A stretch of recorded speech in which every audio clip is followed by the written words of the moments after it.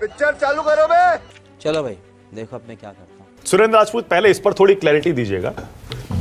ये Rahul Gandhi redistribution of wealth जो कह रहे हैं, SC ST OBC माइनॉरिटी, इनका हिसाब देखेंगे आर्थिक और संस्थागत सर्वे में और उसके बाद बांट देंगे, क्या मतलब है इसका? किसमें बांटेंगे? मुझे थोड़ा समय दीजिएगा मानक जी, क्योंकि अब ये इस तरह भारतीय जनता पार्टी, भाई मोदी जी नौटंकी करें तो करें, समझ में नहीं आता, लेकिन अब शिवम जी जैसा जो है एक सभ्य प्रवक्ता भी नौटंकी करने लग गया। अच्छी बात है, ये कोई बात नहीं, इनकी इच्छा।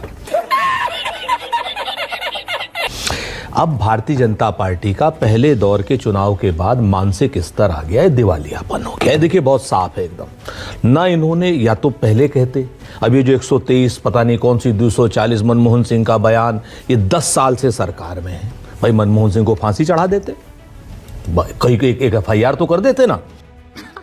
सही पकड़े हैं आप हमको इतना बता दो कि अगर जातिगत जनगणना होनी है, और भारतीय जनता पार्टी जातिगत जनगणना के विरोध में है, भारतीय जनता पार्टी क्रॉनी कैपिटलिस्टों के साथ में है, भारतीय जनता पार्टी अडानी जैसे लोगों की संपत्ति को बचाने के लिए, जो उन लोगों ने कहीं अगर इल गॉटन प्रॉपर्टी की हुई है उसको बचाने के लिए सारा नाटक नौटंकी रच रही है।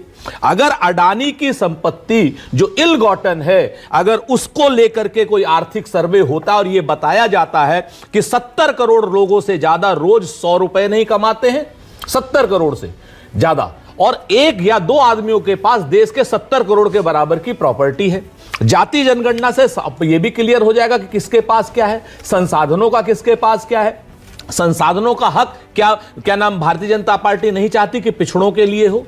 क्या भारतीय जनता पार्टी नहीं चाहती दलितों के लिए? अच्छा, तो ये जो आर्थिक सर्वे है, हाँ, इसमें किस किस का सर्वे होगा? सबका होगा। आप बोल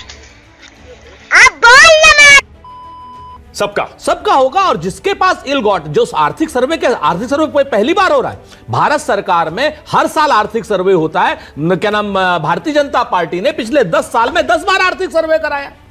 आर्थिक सर्वे तो हर साल होता है। आर्थिक सर्वे मतलब घर घर जाके पूछेंगे आर्थिक सर्वे का मतलब ये होता है जाकर के कि देश के संसाधन क्या है, देश की संपत्ति कितनी है, और देश की संपत्ति पर सही मायने में किसका कितना अधिकार है और कितना अधिकार होना चाहिए। कैसे कैलकुलेट करेंगे? ये होता है कि जब आपके घर में आप क्या नाम BPL से ऊपर है, भाई जैसे BPL कार्ड बनाए जाते हैं उसी तरीके से आर्थिक सर्वे होता है। इस चीज को लेकर के है ही नहीं है, मसला ही दूसरा है। नहीं, जो राहुल ने कहा जातिगत जनगणना से, सुनिए तो सही, नहीं देखिए, अब जब राहुल गांधी ने बयान दिया ना मैनिफेस्टो लॉन्च करने के बाद दिया, लोगों में वाकई अगर ऐसी शंका है जैसा बीजेपी कह रही है तो उसका समाधान होना चाहिए ना। बता तो रहा हूं। ये आर्थिक सर्वे किस किस का होगा सुरेंद्र भाई? रुक, तेरे को बता देती। ये आर्थिक सर्वे क्या घर घर में सबसे पूछेंगे? नहीं, ये आर्थिक सर्वे संसाधनों का होता है, आपकी पर्सनल वेल्थ का थोड़ी होता है। संसाधन देश के क्या हैं, कितने हैं, हर साल होता है आर्थिक सर्वे।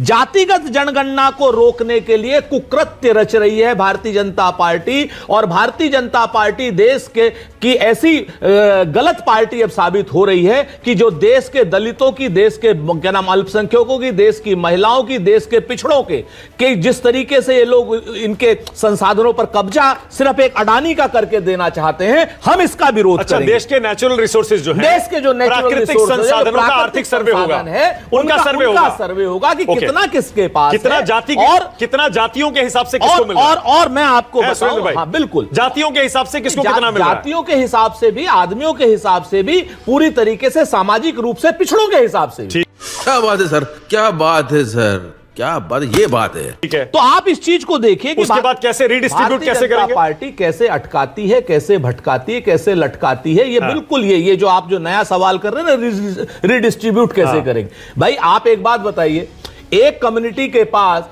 एक जाति के पास 100 में से एक भी नौकरी नहीं है, और एक जाति के पास 100 में से 90 नौकरी। तो आप किसी तरीके की ऐसी एजुकेशन की व्यवस्था कीजिए ताकि लगभग सबको समानुपातिक रूप से नौकरी मिले, सबको बिजनेस समानुपातिक रूप से करने का हक मिले। ठीक है, आप मुझे बताइए 634वें नंबर का जो बिजनेसमैन था अडानी, आज आखिर ऐसा क्या उसके पास हो जाता है कि अगले 9 साल में आकर के वो दुनिया का 2 नंबर का बिजनेसमैन बन जाता है, हिंदुस्तान की लगभग 55% वेल्थ पर उसका कब्जा हो जाता है। तो मतलब क्लास के हिसाब से भी सर्वे होगा। मैं आपको फिर से बताता मतलब सिर्फ जाति के हिसाब से नहीं होगा। बताता हूं, नरेंद्र मोदी के ट्रैप में मत फंसिए।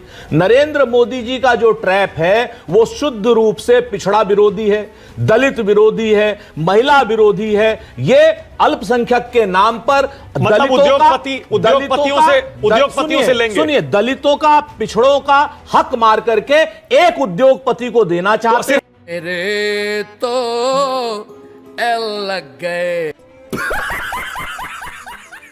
अडानी से लेंगे, बिल्कुल सिर्फ अडानी से लेंगे, सिर्फ बाकी उद्योगपतियों से नहीं लेंगे। बिल्कुल नहीं।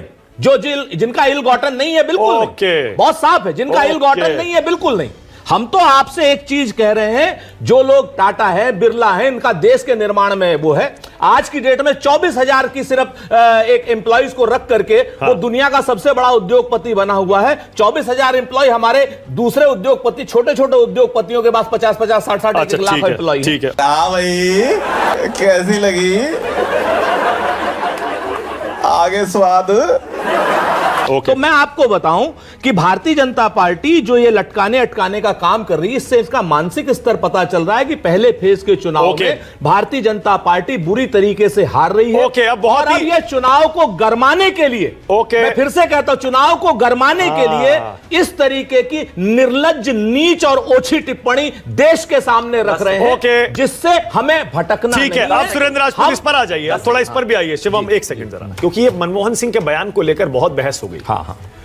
तमाम सोशल मीडिया साइट्स पर, मीडिया ऑर्गेनाइजेशन के वेबसाइट्स पर, यूट्यूब पर, अखबारों में, टेलीविजन पर, सब जगह सुरेंद्र राजपूत, मनमोहन सिंह का यह बयान बिल्कुल इसी फॉर्म में पड़ा हुआ है। हाँ।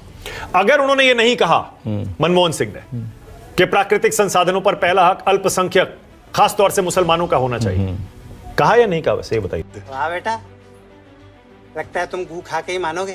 आपने वो पूरा बयान अगर पढ़ा हो, हाँ। तो अगर आपने पूरा बयान पढ़ा हो तो बिल्कुल उन्होंने पूरा बयान ये कहा। हाँ। आप बात समझ, उन्होंने बच्चों से लेके, माइनॉरिटी से लेके, महिलाओं से लेकर के, गरीबों से लेकर के एक सीरीज में उन्होंने बात करी और इंक्लूसिव डेवलपमेंट की बात करी। और मैं एक चीज कहता हूं, मैं इस बयान को डिफेंड करने के लिए नहीं बैठा। हाँ। मैं तो एक चीज कहता हूं कि 2006 का बयान दिया हुआ, 2014 से 2024 तक सर्वशक्तिमान प्रधानमंत्री नरेंद्र मोदी जी, आज जब जब चुनाव आता है, सिर्फ ये बात चुनाव के लिए क्यों होती है? चुनाव के बीच में ये बात ऐसा क्यों नहीं कर देते कि भाई मनमोहन सिंह के खिलाफ एक FIR कर दो?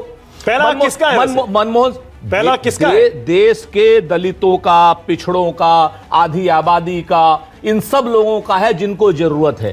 अडानी का नहीं है, ये बात सिर्फ मुसलमानों का नहीं है ना। मैं कहता हूं अडानी का नहीं है, अल्पसंख्यकों का नहीं है, सारे गरीबों का है, अल्पसंख्यकों का नहीं है ना, देशवासियों का है।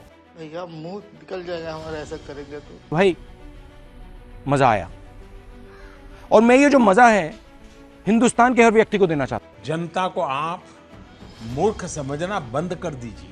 इस प्रकार की बचकाना बातें किसी के गले नहीं उतरती, लोग मजाक उड़ाते हैं। आपसे खतरनाक इस देश के लिए कोई हो नहीं सकता।